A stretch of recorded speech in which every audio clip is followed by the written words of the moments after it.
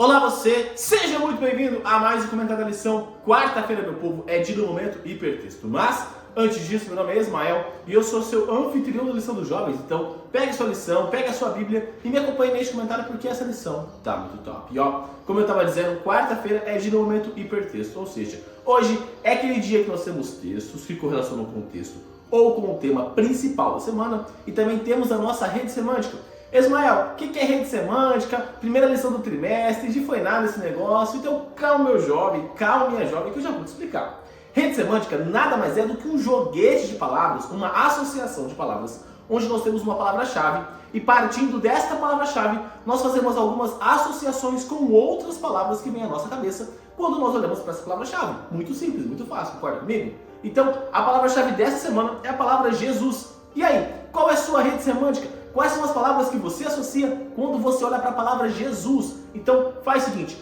posta lá no seu Instagram e me marque @Ismael_Nunes, que está aparecendo bem aqui embaixo. E também coloca aqui nos comentários do YouTube, porque além de você ajudar a proclamar a mensagem de Deus a toda nação, tribo, língua e povo, você também vai estar ajudando as pessoas que não entenderam muito bem o conceito da rede semântica a entenderem mais sobre essa coisa tão bonita e tão maravilhosa que é a rede semântica. Bom, essa semana nós estamos olhando bastante, o tema da semana geral foi Jesus, né? Está sendo Jesus. E nós estamos olhando ali um pouquinho para o Levítico, entendendo essa relação direta ali, por exemplo, com João.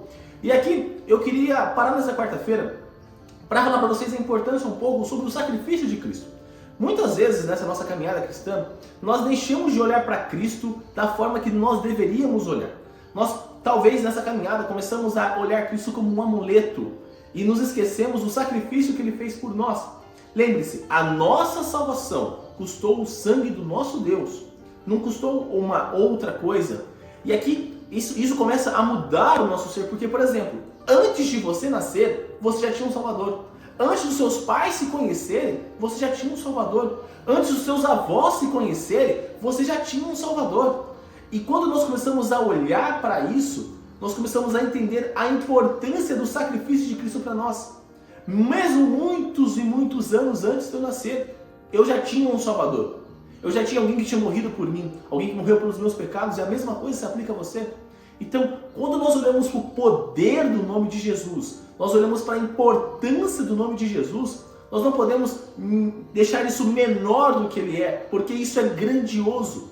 Ou seja, Cristo se fez homem, desceu do céu, do mundo perfeito, do lugar sem pecado, veio a este mundo, se colocou como uma criança, alguém inocente, para que ele pudesse crescer, para que ele pudesse passar por todas as experiências que você passa, por todas as provações que eu passo, pelas dificuldades.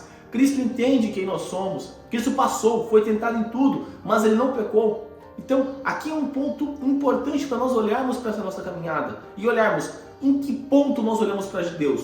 Nós olhamos para Deus como um amuleto ou nós olhamos para Deus como nosso Redentor, como nosso Salvador, como nosso mantenedor? E aí quando nós vamos lá, já que nós falamos do Evangelho de João, eu quero ler para vocês a carta de João. A primeira carta de João, lá no capítulo 2, é um verso assim, muito conhecido. Tenho certeza que você já viu algumas pregações, alguns textos em relação a isso, que é 1 João, capítulo 2. E eu quero ler para vocês aqui do verso 1 até o verso 3 do capítulo 2. E aqui João escreve o seguinte, ó: Meus filhinhos, escrevo a vocês essas coisas para que vocês não pequem. Se, porém, alguém pecar, temos o intercessor junto ao Pai, Jesus Cristo, o justo. Ele é a propiciação pelos nossos pecados, e não somente pelos nossos, mas também pelos pecados de todo o mundo. Sabemos que o conhecemos se obedecermos os seus mandamentos. Então, aqui fica o ponto. Perceba que ele fala aqui, ó, que ele não é a propiciação somente pelos nossos pecados, mas de todo o mundo. Ou seja, eu tenho um advogado, você tem um advogado, e Cristo não morreu só por você, ele morreu por mim. E aqui é o ponto lindo e maravilhoso. Nós podemos olhar para Cristo de uma forma geral, ou seja, Cristo morreu pelo mundo. João 3,16, porque Deus amou o mundo de tal maneira. Mas também ele morreu pelo indivíduo, ele morreu por você, individualmente, dos pecados que você comete, dos erros que você faz. Então, quando nós olhamos para os sacrifícios de Levítico, nós entendemos esse conceito aplicado. O cordeiro era sacrificado pelos erros que aquele israelita cometia, pelos pecados daquele israelita. Agora, Cristo, o Cordeiro de Deus, morreu pelos nossos pecados. Só que, ao contrário daquele israelita que precisava ir no santuário e sacrificar aquele cordeiro, nós precisamos olhar para o Cordeiro de Deus que morreu. Nós precisamos olhar para a cruz e falar: Cristo morreu por mim. Com aquela ação, meus pecados foram perdoados. E aqui basta fazer o quê? Nós irmos até Deus, irmos até o nosso advogado e pedimos para que aquele perdão seja concedido a nós. Então, Cristo, a ação de Cristo de morte na cruz pagou o preço do pecado. Mas nós precisamos ir ao nosso advogado para que ele faça essa intercessão junto ao Pai, para que aquela sentença do pecado, que o salário do pecado, que é a morte, não caia sobre nós, porque Cristo já pagou esse preço. Então, quando eu olho para isso, eu começo a olhar para Levítico, eu começo a fazer esses links de Levítico, de João, de Hebreus, eu começo a olhar ali para os evangelhos e eu começo a ver, cara, realmente é isso. Deus está claramente apresentando o plano da salvação desde sempre, desde o início do mundo. A proclamação da salvação é feita lá em Gênesis 3,15 e ela se estende por toda a Bíblia. Então, nesse momento, eu queria que você focasse nisso, que você olhasse para Jesus de uma forma diferente, que você olhasse para o sacrifício dele, entendendo o quão importante é para você esse sacrifício. Reavalie, olhe para a sua caminhada cristã. Talvez você é alguém que acabou de entrar na igreja, acabou de estar naquele ardor do primeiro amor, e você está falando, querendo proclamar cada vez mais de Cristo, mas olhe para a essência de Cristo. Não se contente com pouco, porque Deus te deu tudo. Deus deu o céu. Deus deu a sua própria vida, o seu próprio sangue vertido na cruz, para que você pudesse alcançar a salvação. Então, não pare agora, não fique estagnado. Continue cada vez mais crescendo em verdade e em espírito. Continue cada vez mais crescendo em direção a Cristo Jesus. E você que tem mais tempo de igreja, 5, 10, 15 anos de igreja, saiba que você também não pode parar. Você tem que continuar crescendo em verdade e em espírito. Talvez você está naquela situação onde o primeiro amor parece que passou. Resgate esse primeiro amor. Olhe novamente para a cruz, olhe para o sacrifício de Cristo. Não faça uma coisa de uma forma metódica, mas no sentido de ser artificial.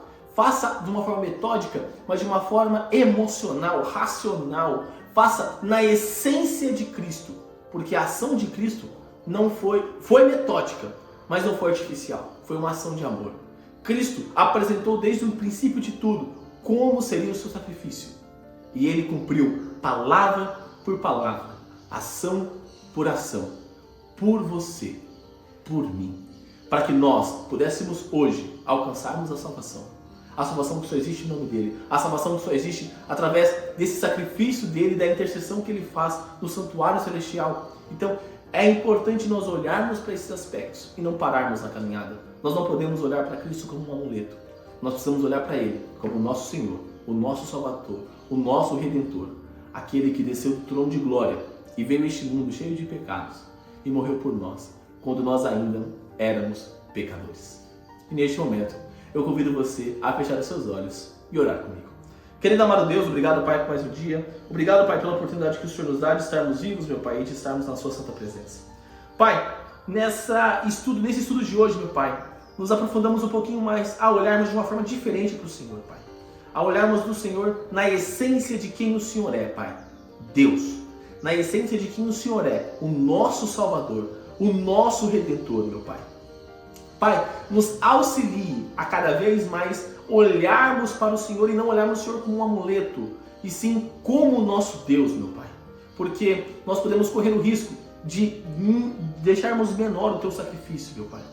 Mas na verdade, o Seu sacrifício foi imenso na cruz. Por mim, por Ele, por nós, que somos pecadores miseráveis. Nós não merecemos a salvação, Pai, mas o Senhor nos concede ela. Então, Pai, nesse momento, nós queremos continuar neste processo de crescimento, nesse processo de santificação, buscando o primeiro amor, aquelas pessoas que já deixaram esse fogo apagar, Pai. E as pessoas que estão hoje nesse momento de primeiro amor, que esse fogo continue a arder no peito deles, meu Pai. Para que cada vez mais eles possam crescer em verdade e em espírito. Para que naquele glorioso dia da Tua vinda, possamos estar todos em pé, louvando e bendizendo o Teu santo nome, Pai. Fique conosco, perdoe os nossos pecados, e tudo isso eu te peço e te agradeço em nome do Seu Filho Jesus. Amém. Galerinha, não se esqueça de se inscrever aqui no canal para você dar aquela força e também para você não perder os conteúdos que são produzidos. Lembrando que os vídeos da lição são postados de domingo a sexta-feira. Então, quando você se inscreve no canal e você ativa o sininho, você sempre recebe as notificações todas as vezes que os vídeos são postados aqui no canal. Também deixa seu like nesse vídeo para mostrar que você gostou do conteúdo, para dar aquela força e também para o algoritmo do YouTube compreender que o canal é de qualidade, que o canal é de relevância e que ele pode recomendar para mais pessoas, assim como você pode recomendar clicando aqui embaixo no botão de compartilhar e colocando nas suas redes sociais, Facebook, Instagram, WhatsApp, Telegram, enfim, a forma que você achar melhor de levar a mensagem de Deus a mais pessoas. E também clica aqui nessa playlist da lição dos jovens e nessa outra playlist das meditações que eu fazia aos sábados com vocês. Então é isso, galera. Um forte abraço a todos e até mais!